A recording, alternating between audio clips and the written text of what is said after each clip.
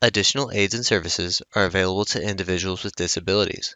To make such a request, please contact us by email, by clicking the Help tab in the PD portal, or at pdportal@tamu.edu, by phone, including Relay Texas at 1-800-441-7323, or in writing to Train PD, PD Portal Support, 4477 TAMU, College Station, Texas 77843. Both a transcript and accessible document of the content presented in this webinar can be found as resources in the course description. Click on the blue links under Course Resources in the description. When a link is clicked, a new browser window will open.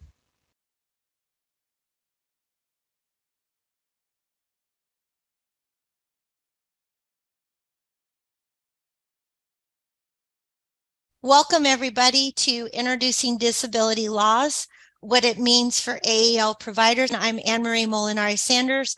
I will be your host today, and I'm joined by Dr. Olga Escamilla, and we are also joined by our presenter, Angelica Sander, an associate attorney with Abernathy, Reuter, Boyd, and Hullett. Welcome, Angelica. She is an associate attorney in school law for Abernathy, Reuter, Boyd, and Hullett in the Dallas-Fort Worth area. Until recently, Ms. Sander was a staff attorney at Disability Rights Texas, and she focused on disability law in post-secondary education settings. Angelica graduated with her Juris Doctor from the Southern Methodist University Dedman School of Law. Ms. Sander received her bachelor's degree in political science from the University of Texas at Arlington. Angelica loves her clients and representing people with disabilities. Please, everyone, help me welcome Ms. Sander to the webinar. Thank you so much. Let me start by giving a disclaimer. Everything that you're about to hear, don't consider it as legal advice. This is just for information purposes only. If you have any specific questions, like if you have a situation, the best thing to do is to contact Disability Rights Texas. They're great because it's a nonprofit organization and they provide a lot of legal advice for free. Actually, all of the advice is for free. So you can always call them, submit an intake, that's what it's called, and your question or your situation will be routed to the team that handles those types of questions, and someone will get back to you and give you, at the very least, legal assistance, legal advice on how you should handle your situations. Disability Rights Texas is a great nonprofit organization where you can get assistance for personal issues, or you can refer them to any of your family members. It's an amazing organization. I honestly cannot say enough good things about them. If you ever need to reach out to them, feel free to contact them at disabilityrightstx.org. Just a very quick overview about the type of help that they provide or the different areas. Any questions regarding accessibility, community living, education, employment, healthcare, housing, and I have the list there on the PowerPoint, transportation, voting, they can help with all of that. So really, I always tell everybody, any disability related question that you have, it's very likely somebody can help you there. So why is this training important? Well, up to 1 out of 4 adults have a disability, according to the CDC. People with disabilities have certain rights under the law that you should be aware of. You should be aware of that in your own personal life, as an employee, and also as part of a provider that provides certain services and programs. Today, here are the objectives and guiding questions. We will discuss and you'll understand the definition of disability as it is under the law. You'll generally understand disability law. So when does it apply to AEL providers?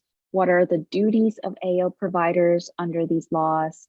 And very importantly, you'll learn how to issue spot situations when these laws apply and how to address them. And then at the very end, we'll talk about what are the best practices policies that can help avoid some of these issues. Throughout the presentation, there's going to be a lot of examples. So I hope that seeing those examples will really help when you see them in real life. So what is a disability? There's 3 different ways somebody can be considered a person with a disability. The reason I'm explaining this is because generally in your day-to-day, in your job, you will want to get at least the sense of, okay, is this person someone who would be considered someone with a disability?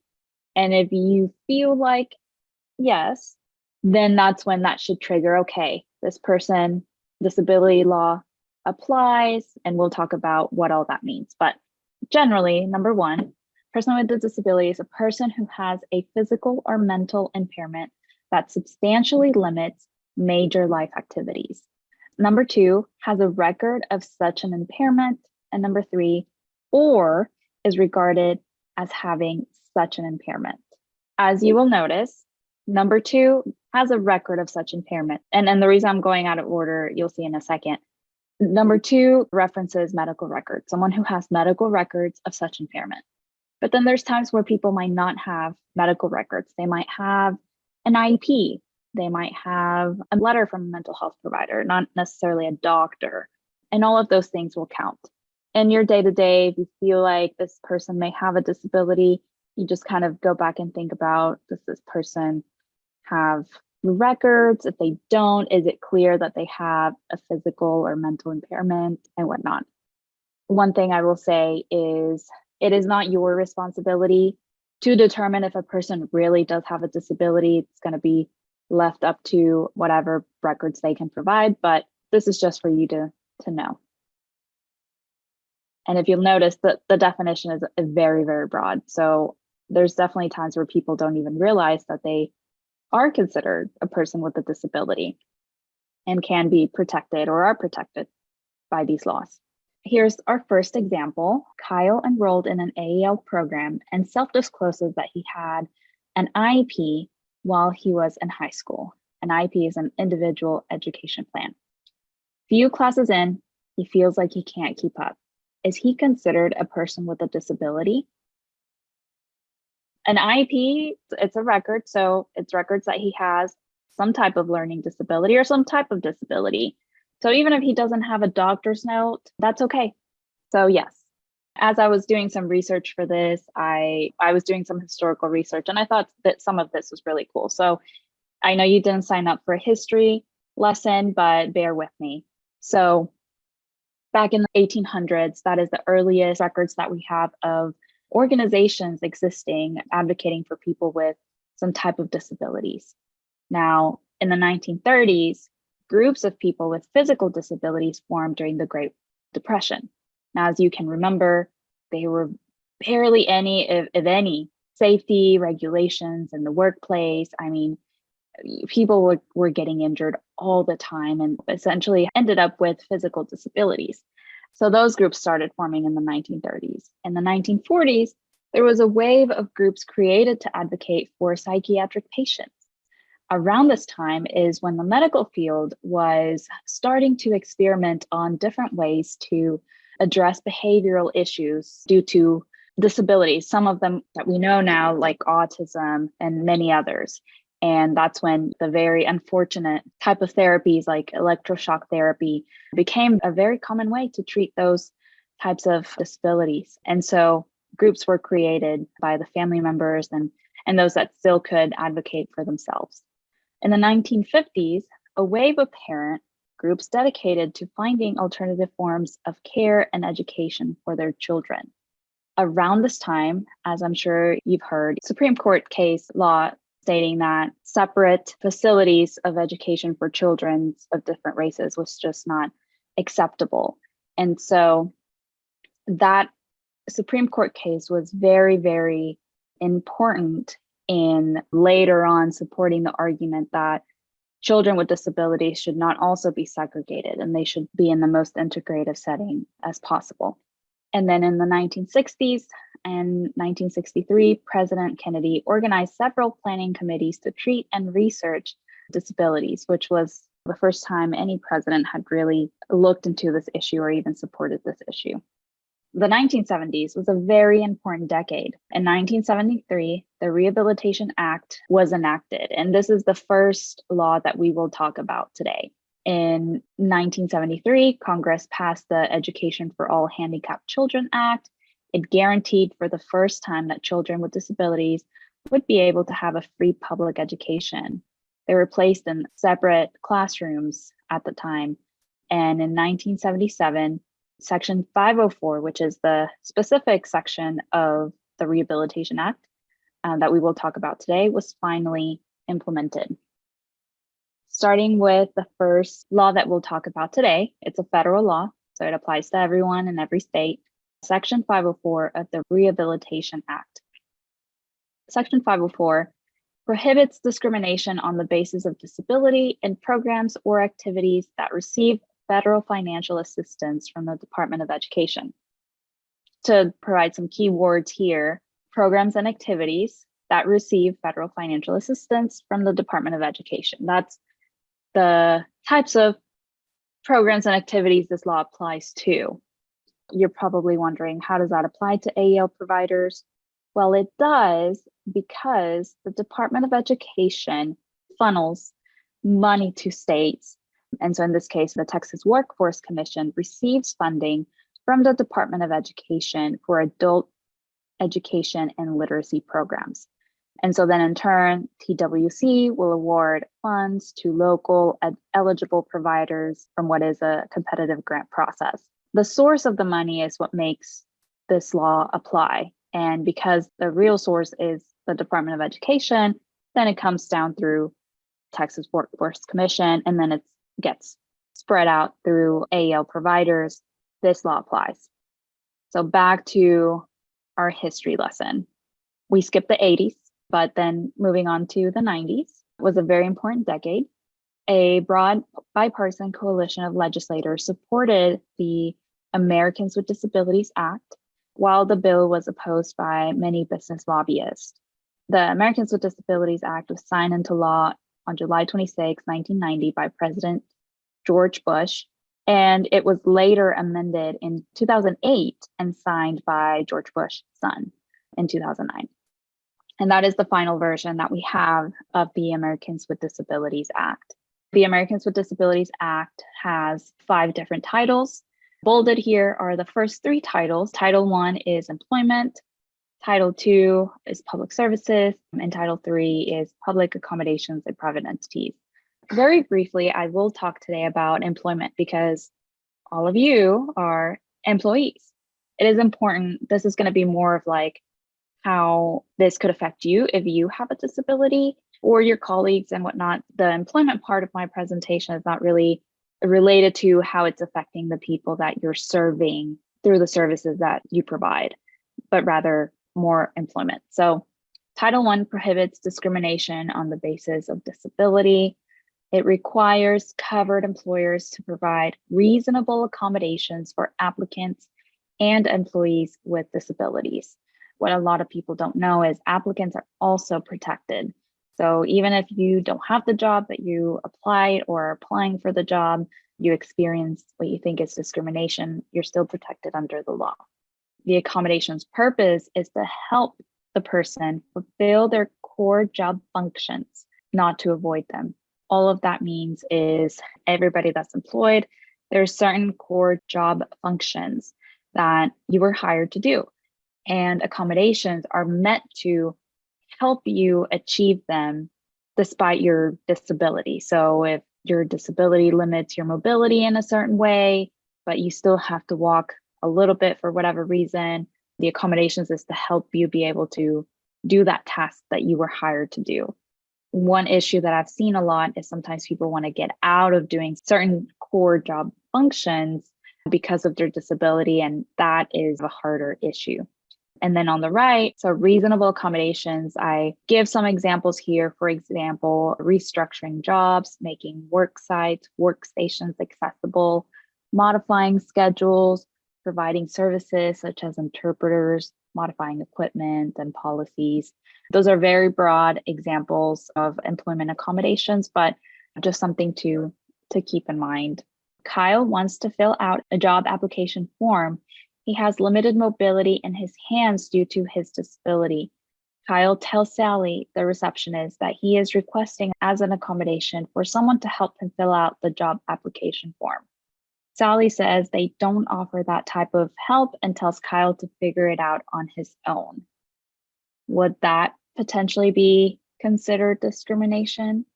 So Sally did violate the law when she declined to provide the accommodation and or suggest an alternative way to help him fill the application out. She should have at least tried to help him or find someone who could have. And then also the application should be accessible to people with limited mobility. Kyle doesn't have to disclose exactly what he has for this accommodation request to be considered an official accommodation request. Him saying, as an accommodation, can I have someone help me out? That is sufficient. I left it a little vague whether it was clear that he had a physical mobility in his hand. So maybe if it is visual, if you can clearly see it, that is when the person has an even less duty to disclose. But if he's saying it with that language, I'm requesting an accommodation, that typically triggers that, oh, this person might have a disability. And you can ask them, if you can't provide the accommodation that they're requesting, but you obviously still want to help them to get more information, you can ask them like, what is his disability or limitations, and go from there, which is called an interactive process. Yeah. Sally, the receptionist, recently started having back problems and requests a new chair as an accommodation and submits a doctor's note about her herniated disc. HR declines to provide it because of the cost.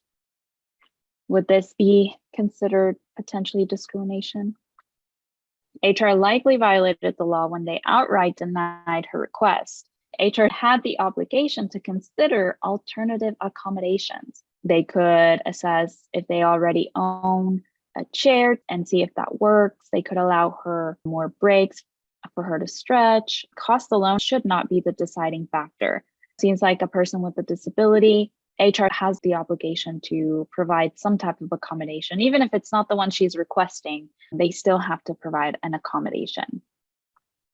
So Title II applies to all AEL providers because you provide programs and services which are funded by state and local governments. This provision, Title II, actually very closely mirrors, almost verbatim, Section 504 of the Rehabilitation Act. So they're really meant to work together and not create rabbit trails of different case law about the same thing. So the language is pretty much the same thing. Both laws are focused on equal access. You'll hear me say discrimination is prohibited, but what is discrimination, or what makes it discrimination? And the way you can think of it is when someone doesn't have equal access as a person who's not disabled.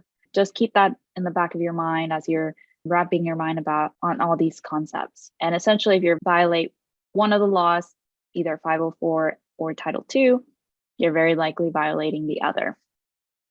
And not to scare you, but then that means that a person can file a lawsuit under both laws and get relief under both of these laws. So that's why it's important. There's two additional requirements that I want to talk about. I know some of the AEL providers are kind of smaller entities, but under Section 504 and Title II, you must designate a responsible employee whose purpose is to ensure that the AEL provider is meeting its responsibilities and adopting grievance procedures to handle discrimination issues. These are sometimes known as ADA coordinators. For colleges and universities, they're called disability office because, they have more kids that they serve. So they actually have an office. But for smaller entities, they have to have at least one person who is quite knowledgeable about the law and stays up to date. Doesn't have to be an attorney, it can be non-attorney, but they just have to be very familiar with these laws. And then must also provide notice to the public that the AEL provider does not discriminate against persons with disabilities using the same methods they use to advertise the programs, such as if you have any pamphlets, flyers, you have recruitment materials, all of those have to have a little disclaimer saying do not discriminate against persons with disabilities. So it's very important to have those two pieces. And so to summarize, Section 504 in Title II is any entity that receives federal funds from the Department of Education and or any entity funded by the state or local governments is prohibited from discriminating against persons with disabilities. And as you probably noticed, a lot of that language is very broad. At Texas, actually, A little bit more in detail in their Texas Human Resource Code, Chapter 121. States don't want to interfere in any way with federal law. And so Texas just kind of went a little bit further just to provide a little bit more detail. So we're just going to talk about Texas law right here. So this part of the code reinforces the notion that AEL providers must provide disability-related accommodations during any academic assessment test or tests that determine academic proficiency level of the students entering the program. I know that was a mouthful. Essentially, if the AEL providers are providing any academic assessment tests or tests that determine an academic proficiency level, Texas is just reinforcing that you have the duty to make sure that if someone has a disability and has requested accommodations, that they get those accommodations, or that they get accommodations, let's just put it that way. And they provide a list, which I've added here verbatim, not an exclusive list. It's just an example because I know the state knows that there's a lot of questions about interpreters, readers, tape recorders, all that good stuff. Those are considered accommodations. It's still up to the AEL providers and that designated person who is supposed to handle these issues and approve and process the accommodations. What is the best accommodation for the person and for the AEL provider? The purpose of this provision is for the test to be administered in a way that accurately reflects the factor the test is intended to measure and not reflect how the disability impacts that person's ability. I pretty much copied it from the statute. When trying to figure out what accommodations for the provider and for the person, remember that the purpose is to make sure that the test is accurately testing that it's trying to test, and not that the person's disability is going to impact that. ADA in Section 504 impose an obligation to provide reasonable accommodations such as academic adjustments, make program modifications, or offer courses and activities in accessible facilities that allow students equal access to the courses, obtain accessible course materials in alternative formats, accessible examinations, and are able to participate in all activities. An education program has the obligation to assist students to make arrangements with faculty or teachers to obtain accommodation or academic adjustments. All of that to say reasonable accommodations, you can look at them as modifications to how things are done that will make the impact of that person's disability not as present and will give them equal access. And we're going to talk about a lot of examples so you can visualize, what this looks like. One thing I do want to mention, because you may have some students, or maybe your background is what the law is K through 12 with TEA. In this case, the student has the obligation to make the request for accommodations. The AEL provider has to have that interactive process with the student to see which accommodations are going to be approved. And then the teachers then have to implement those. What are some factors considered to approve reasonable accommodations? Sometimes it doesn't matter to know exactly what that person has. Maybe it's super clear and you don't have to know the person's disability. But other times it's necessary to really understand what are that person's limitations. So knowing what the actual person's diagnosis is important, or can be important. How their disability impacts and limits them specifically. And this is the part where, in my experience with representing many, many students at Disability Rights Texas, I see this as one of the biggest issues. A lot of times there's a breakdown in communication, and the school, the provider doesn't quite know what are the actual limitations this person has. So then the accommodations that they're offering are not the best fit or not a good fit. A lot of times that can be something you really should focus on when you talk to the person, is really understand how their disability limits them. Sometimes medical proof of the disability is necessary for you to maybe do a little bit of research about that condition and also read the doctor's notes. Neuropsychological evaluations are actually very, very good, although they're very, very expensive. So it's definitely not an evaluation that you or anybody should be required to have, because it's just so expensive. I think it's more than $500 or something like that out of pocket. Not everybody can pay for that. Those are really, really good to understand that person's limitations. And then the actual activities that they will be needing the accommodations for. And there you probably need to talk to the teachers or where the accommodations are going to be implemented to understand which parts of that activity that person is going to need accommodations for. They may not need accommodations for all of it. So those are just some factors to consider. There's certain statutory reasons you can deny specific requests due to unreasonableness. So again, it's almost, I say reasonable accommodations like they're one word. What is reasonable? Sometimes you may get a request and you may say, that doesn't sound very reasonable. So the statute has provided two categories of what could be considered unreasonable. The first one is if it causes undue burden to that provider, which is when this is a high burden and merely incurring additional cost is not sufficient. So burden a lot of times is correlated with cost. Typically, if the entity is receiving any government funding, cost is not going to be, it's not going to be that really high burden that something is an undue burden. The other one is material alteration of the course or the program. If it will make a professor or teacher rewrite their whole course just for one person, it could be a material alteration, or changing the format of a test. Are the factors considered under undue burden? The nature and the cost of the action. So not to say that cost isn't important, but it can't be based solely on that. Overall financial resources. You should also consider where you could get some resources to help pay for that expense.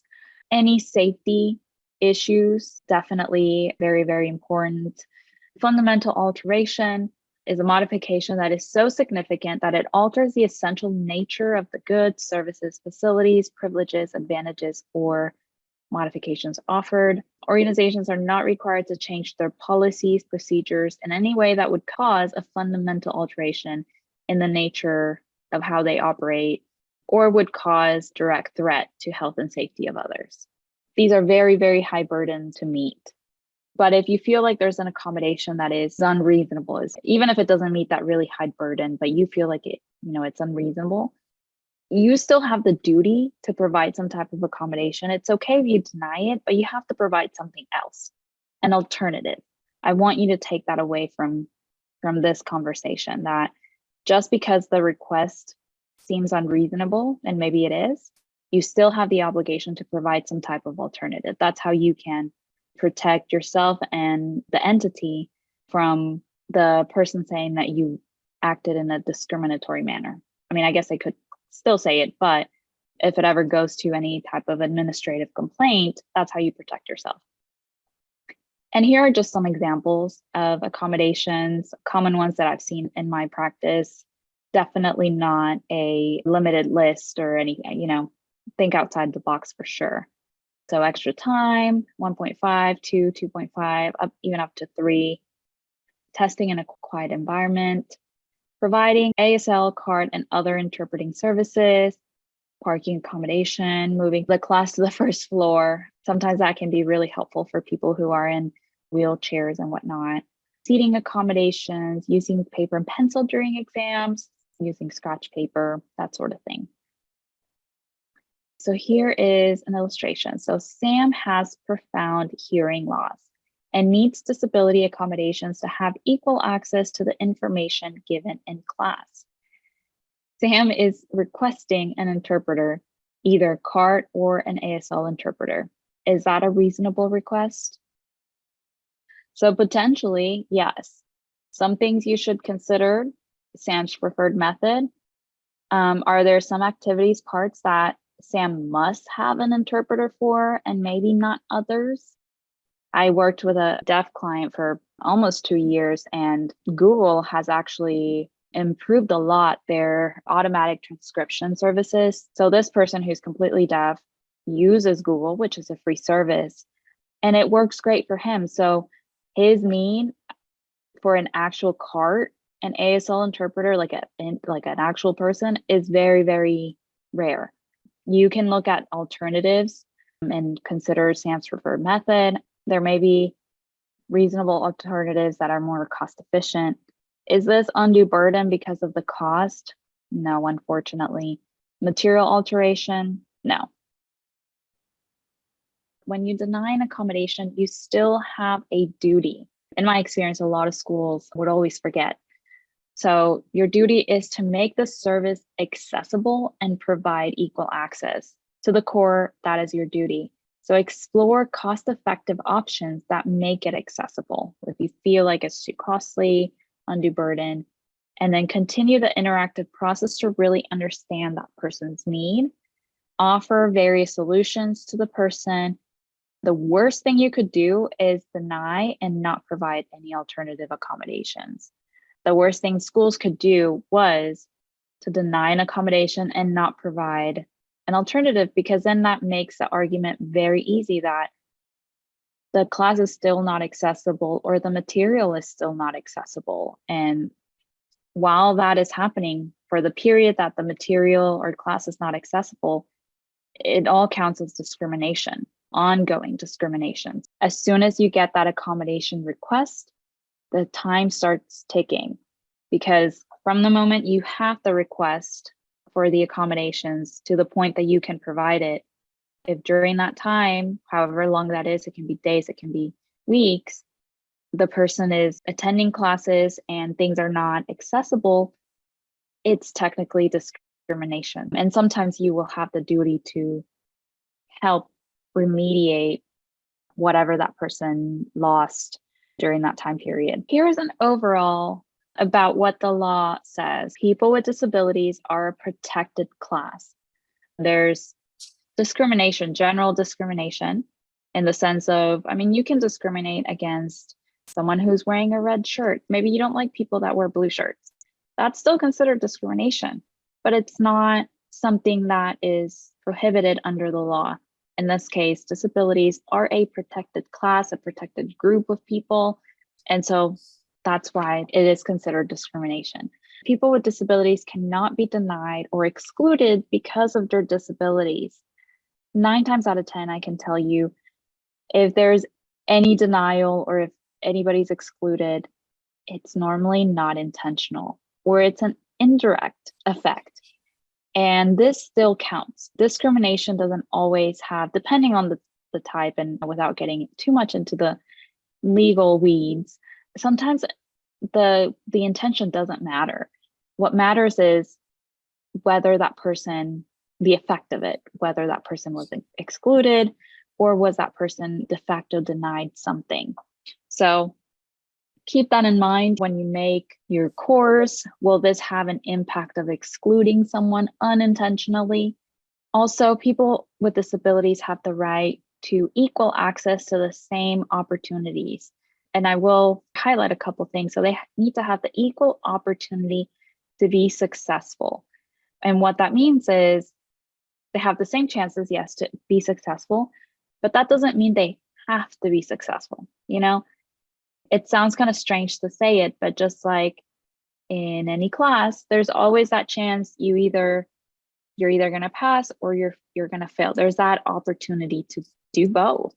You have to find that happy medium of where you're making sure they have the same opportunities as their peers who are not disabled or don't have a disability. But at the same time, you don't feel like you have to make it easier so that they can pass, if that makes sense. There's a balance to it all, and it's hard to figure out where that balance is. If you just focus on the equal access part, that can help you a lot. And then people with disabilities are entitled to reasonable accommodations. People with disabilities should participate in the most integrated setting, unless that person prefers to be in a separate setting or it is super necessary that they somehow be in a different setting. But again, that's where you can get kind of close to exclusion. They should really be in the same setting as other people. People with disabilities have the right to file complaints through the proper channels without retaliation. Anybody that wants to complain about discrimination by AEL providers, they probably would be referred to the Texas Workforce Commission, also the Department of Education. No retaliation should happen should the person want to file those complaints. And also, the AEL provider needs to have a grievance procedure for not just disability discrimination, but all types of discrimination. Harassing comments can also be considered retaliation. Just keep that in mind. I had that same deaf client that I was helping. He had multiple professors make comments like, oh, we have a deaf student. Sorry, we have the captions on the Zoom. He would make comments like that. And that is definitely considered retaliation. Information about disabilities should be kept confidential and should only be disclosed on the need to know basis. So there was no need for that professor to tell the whole class that there was a deaf student because he mentioned the disability. Of course, he disclosed that there is a person with a disability. So the only people that need to know about the disability to provide accommodations are the only people that should know. So essentially, that tends to be the ADA coordinator, whoever that is, that teacher. And if there's someone else that needs to know to help implement the accommodation, that's okay. The actual disability, like the medical condition or any medical records, should stay with that ADA coordinator. It gets the ADA coordinator and it should stay there. The information that this person has a disability, stated like that generally, can be mentioned to the teacher and anybody else that needs to know to implement the accommodation, but they should not know what is the disability. So it's very, very important to maintain confidentiality. What I've seen sometimes happen is that a student will have a disability question and they may disclose, and just because they've disclosed doesn't mean that that gives permission for other people to disclose. He sends it by email, and then that email will be forwarded to 5 different people before it gets to the person that it needs to get to. And so forwarding that confidential information is problematic. So that's why it's important to know who the coordinator is and refer everything to that person. Another important thing that people sometimes don't realize is working with any type of contractor, the AEL provider knows that have discriminatory practices can also be a violation. So this is kind of discrimination by association in some way.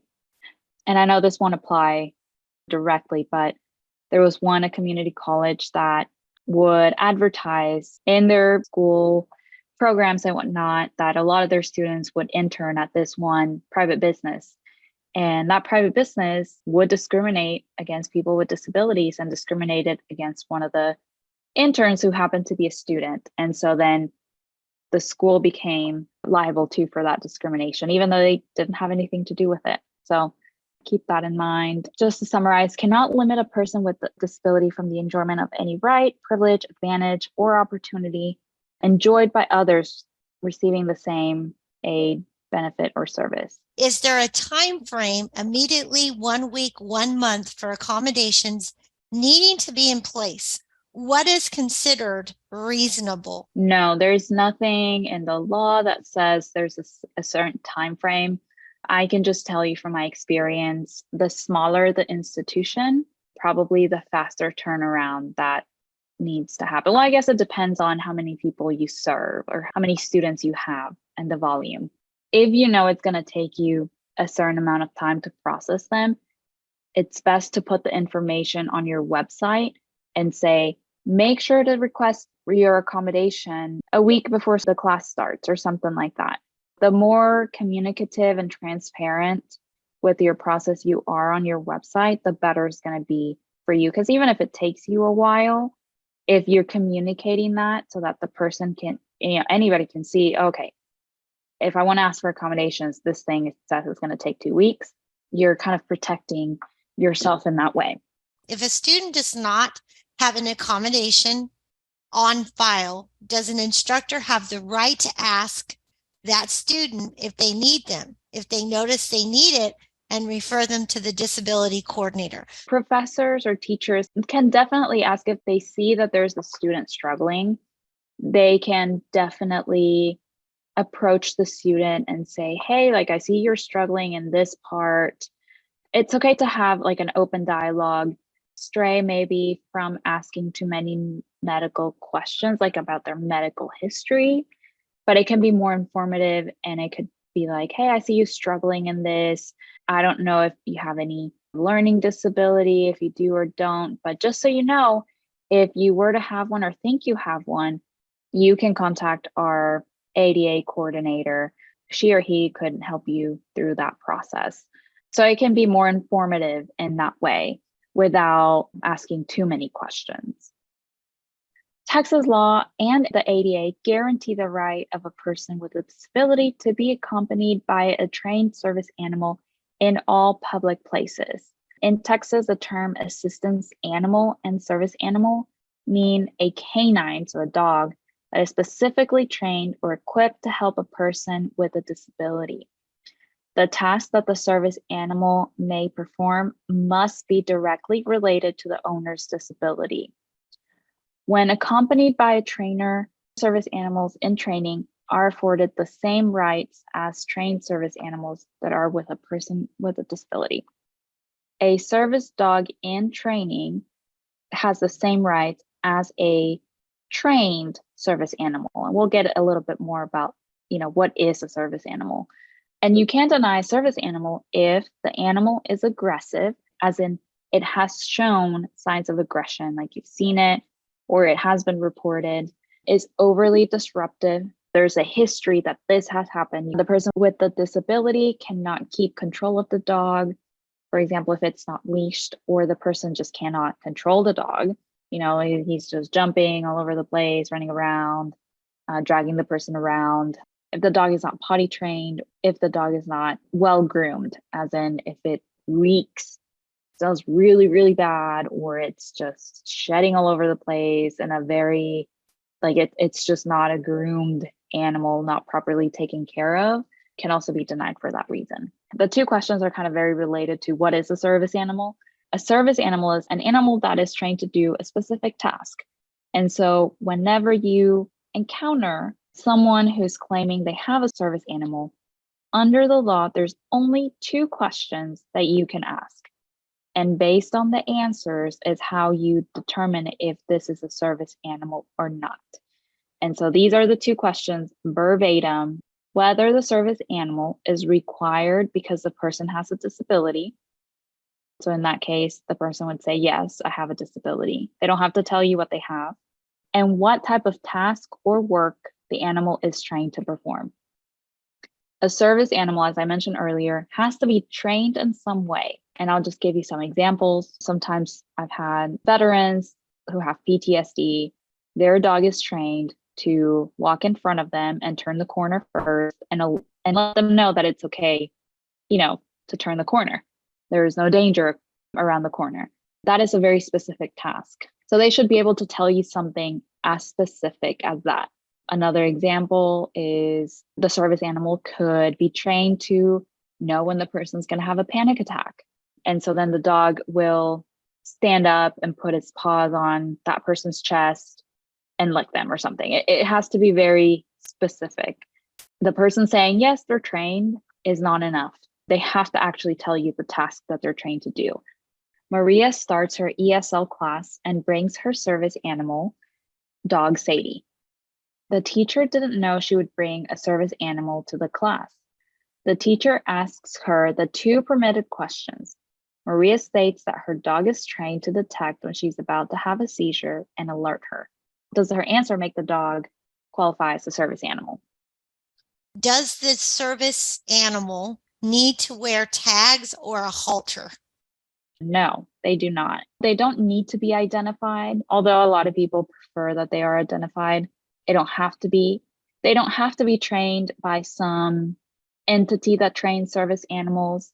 That's something I've come across quite a bit, of entities wanting proof that the dog was trained at a reputable service animal training center or something like that. That is not required by law. It is also not required to carry a doctor's note about the service animal. The only thing that is required or is allowed are those two questions, and that's it. So yes, based on her answer that the dog is trained to detect when she's about to have a seizure and alert her, is specific enough that Maria articulated the specific duty the dog is trained to do. So this would be considered a service animal. Service animals are not necessarily considered accommodations, so they don't have to ask ahead of time. That's another thing I wanted to point out. She could come in and have her service dog, and the EAL provider, teacher, could ask her the 2 questions, and based on that, determine if the dog can stay or not, or if it's considered a service animal or not. Now, emotional support animals. These are animals that are not trained to do a specific task. A lot of times their existence is what brings comfort to the person with the disability, but unfortunately, these emotional support animals are not protected under the law and can be excluded. They do have some protection in the housing setting under federal and state law. You can deny entry and exclude, although there's nothing in the law that says that you have to. If the dog is not being disruptive in any way, it may be a bigger issue to remove the dog against that person's wishes. Generally, we say if the dog is not affecting anybody, then it can be okay. Okay, so the ADA coordinator, it is recommended that you at least have one person who is familiar with the disability right laws to assist with disability related issues, such as someone who understands disability law and stays up to date, which is important. There's letters and regulations issued all the time. Processing, this person should be the one processing disability accommodation requests, offering appropriate accommodations. They should be training personnel on the ADA and similar laws. And they should also create some type of policy and process for things. That is very, very important. When it comes to processing accommodation, keep in mind, like I said, time starts ticking when you get that accommodation request. The AEL provider is responsible to help the student make up any time lost while processing the request. All disabilities impact people differently.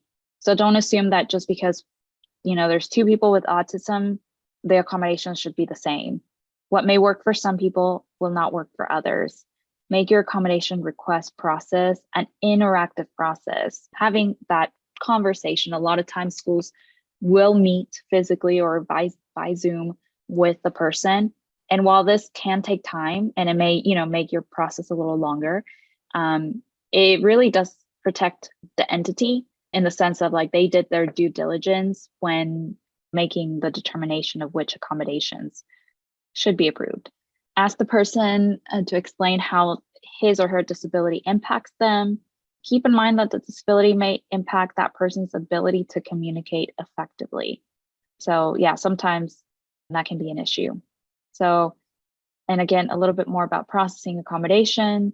The amount of medical records requested from the student should be proportional to the request. So if you have a person that's making a general request for accommodations, like they're just saying, I have a disability, I have autism, can you give me accommodations for the class? A simple letter documenting the person has a disability should be sufficient. Now, if you have a person that's asking for very specific, like they give you a list of accommodations they want, then you can request more records to determine if the way the person's disability impacts them warrants the accommodation request approval. Keep that in mind. That's how you can know if you need updated records or not, depending on what they're requesting. Training teachers and staff, leave the medical disability assessments to medical professionals or professionals in their field that are knowledgeable about that certain issue. Even if you have training in diagnosing, this is not your role. Communicate with the rest of the staff their individual duties under these laws, such as once the ADA coordinator approves the accommodation, teachers have to follow the accommodation. They can't say, oh, I don't want to do that, or reject it, send it back. Their opportunity to do that should have been before the accommodation was approved, so that the coordinator should have taken into account both. Periodically train personnel, confidentiality. The person's disability and medical records should be disclosed on a need-to-know basis only. Medical records and the actual disability diagnosis should stay with the ADA coordinator, and then just the ADA coordinator then should communicate to others what are the accommodations approved or whatnot. And then keep appropriate records because you're a government entity. Anybody that receives your services and all of your records are technically considered public information. So you could get requests for information. Say someone is upset and files a grievance with a government entity. You are going to be expected to present the records that you have in file. So make sure to keep a good documentation of everything. And so here's an example of what you should do as soon as you receive an accommodation. So upon learning Kyle needs accommodations, contact Kyle as soon as possible to make an appointment, to speak to him, ask him what his disability is and what accommodations he's seeking. He might have a specific list, he may not. Ask him to provide you with medical records that support his claim that he has a disability. Any record from a doctor or mental health provider with a diagnosis should be sufficient. Understand which activities such as reading, writing, thinking, walking are impacted based on the records and Kyle's input. Provide accommodations to lessen or eliminate the impact of Kyle's disability. And then create an approved list of accommodations and provide him a letter for him to give to his teachers on the first day or as soon as they are approved. Don't be afraid to think outside the box on how you can create that equal access. You may have a situation when you have multiple people with disabilities and their accommodations may conflict. For example, if Kyle brings his service animal to class, he comes to class and Sally tells the instructor that she is deathly allergic to dogs. What should the AAL provider do? So the strongest duty at this time, based on this 2-sentence example, the strongest duty is towards the person with the service animal. He has already requested the accommodation. The school knows his dog is service animal is going to be there. Sally needs to be referred to the ADA coordinator to really understand, is she deathly allergic to dogs or does she maybe not like dogs? Is it a minor allergy? If Sally does have a disability, then the AAL provider must try to accommodate both. And that may mean having them in different classes or having them sit completely opposite side of the room. We hope you enjoyed this pre-recorded webinar. After you have passed the final test with a score of 80% or greater and have received your certificate of completion, please take a few moments to complete the course evaluation. Participant feedback helps Train PD at TCAL continue to provide high-quality professional development. To leave a course feedback, please go to the completed portion of your transcript. To do this, hover over the My Learning tab and select View Your Transcript. Click on the drop-down arrow next to the word Active and select Completed. Then, click Evaluate in the drop-down menu next to the course you just completed.